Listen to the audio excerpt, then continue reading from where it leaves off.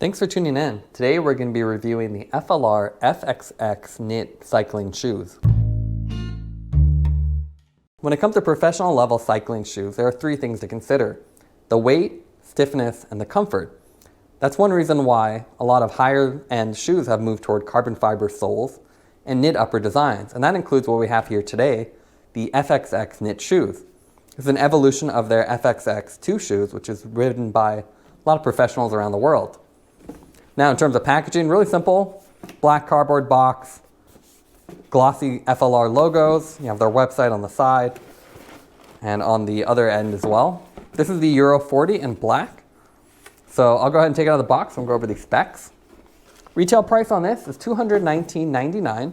It's actually the same price as the standard FXX shoe, so you're not paying a premium for the knit upper. It has a single ATOP dial, and it has their carbon R500 sole. So really pretty glossy carbon fiber sole. It's pretty stiff. It's 3-bolt compatible, so it'll work with Lokio, SPDSL, or you can use adapters for speed play or other designs. It uses their XD knit upper, which is what's new with this shoe. So really comfortable, breathable, and flexible. And it has a reinforced toe as well as the heel. Now in terms of what comes in the box, you just get the shoes, basic stuffing to hold their form, and a little tag with FLR information. Let's take a moment to look at the weight of these shoes. If I take the right shoe, put it on the scale, it comes in at 188 grams. Again, this is the Euro 40, so a little bit smaller size. And then the other shoe is 190, so pretty light overall. Now with these FXX knit shoes, FLR has taken their highest end FXX shoes and added this beautiful knit upper. It's only available in white or black. We have the black variation here with very sleek styling. You only have FLR here, no model name anywhere else. And otherwise really simple. You have reflective elements on the back for a little bit of nighttime safety as well. Now in terms of the upper, that's probably one of the best features of this shoe. This is a triple layer nylon construction, and you can see very flexible. Yet with the single dial design, you can still really tighten it and hold its place. And this is nice, especially on longer rides when your feet actually swell. This will adjust for you. So really nice feature to have. Now, instead of having the dual dials, they went with a single dial with this knit version. And it's a little bit unusual to see a single dial as you have less control, but it still works pretty well. If you're not familiar with ATOP dials, it's very similar to a BOA dial. You get micro adjustments in one direction. You can hear the ratcheting. And then to loosen it, you just rotate the other direction and it's a full unlock. Now, I prefer a dual direction with micro adjustments in both directions. But with this, it still works well, and it's one reason why this is more affordable compared to other BOA equipped shoes. Now it's highly ventilated as well. You can see all these perforations in the upper, along the front, and it's a full perforated tongue as well. So great for summer. You have these reinforced heel and toe, so you don't stub your toe on anything. So you can see everything else compresses except the heel and the toe.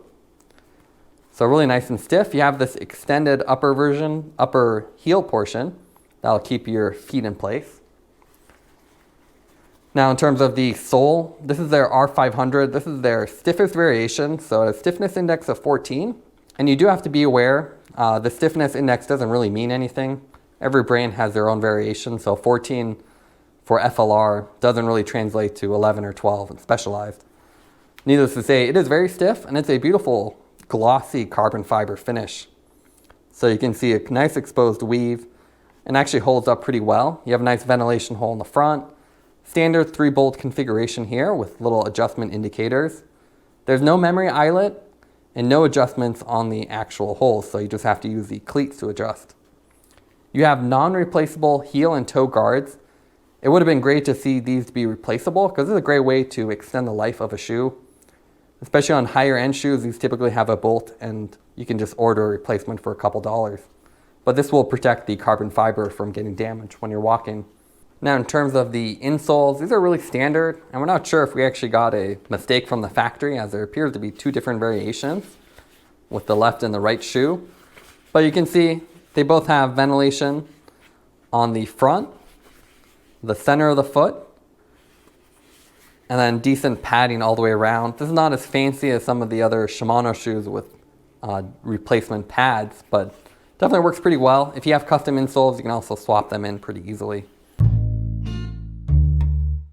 Now let's take a look at the FXX shoes on the road. As you can see with the knit upper surface, they have a nice texture that makes them look really premium and sleek. The only color on these black shoes are the reflective elements on the heel, and they're really subtle FLR logos as well.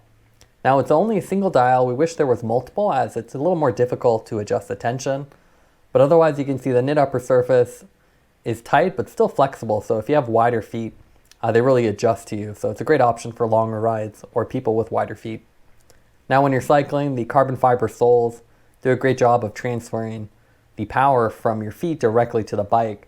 So unlike some of the nylon sole variations that FLR offers, these are much stiffer and you don't feel the actual cleat attachment point. Instead, it's a really comfortable design, especially combined with the knit uppers.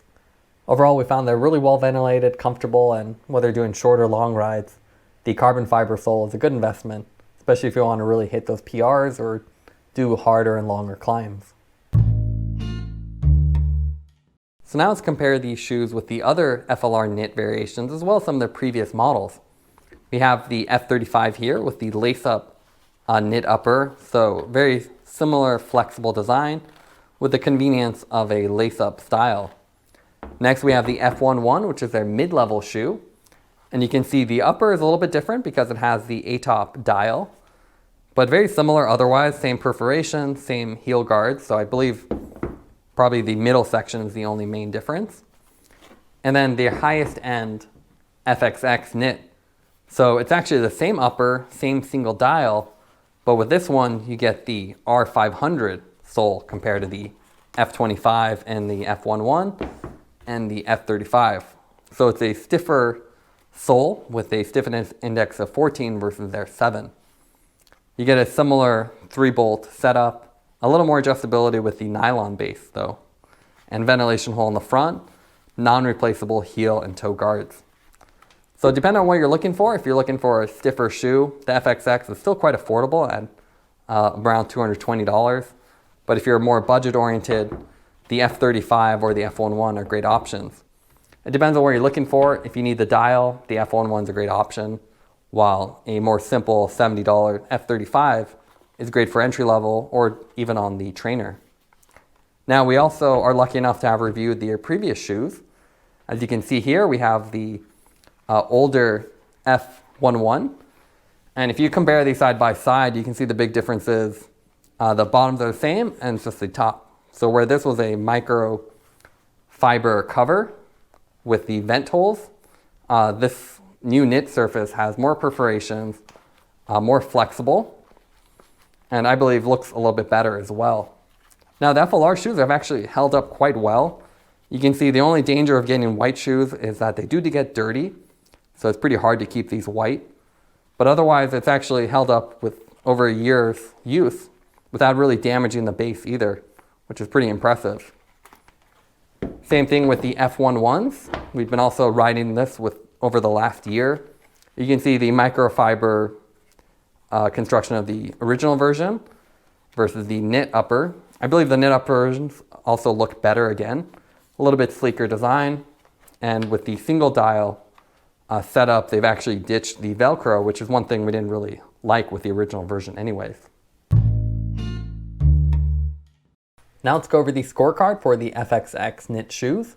We're going to grade it on 4 different categories: the design, closures, comfort, and value. In terms of design, we'd give it an A. It's really minimalist styling with that knit upper surface and minimal logos. Closures an A-, it has a single ATOP dial. We do wish there were multiple, but it's still a comfortable design that's easy to tighten or loosen. Comfort-wise, it's A-. It has a stiff carbon fiber sole. It's not quite as anatomical as some of the higher-end cycling shoes, but it's really well put together. And overall value would give it an A. These are premium knit shoes at a very competitive price point. You don't have to spend $400 to get carbon fiber knit. Instead, a little bit over $200, the FXX knit shoes are a really nice variation to have on the market.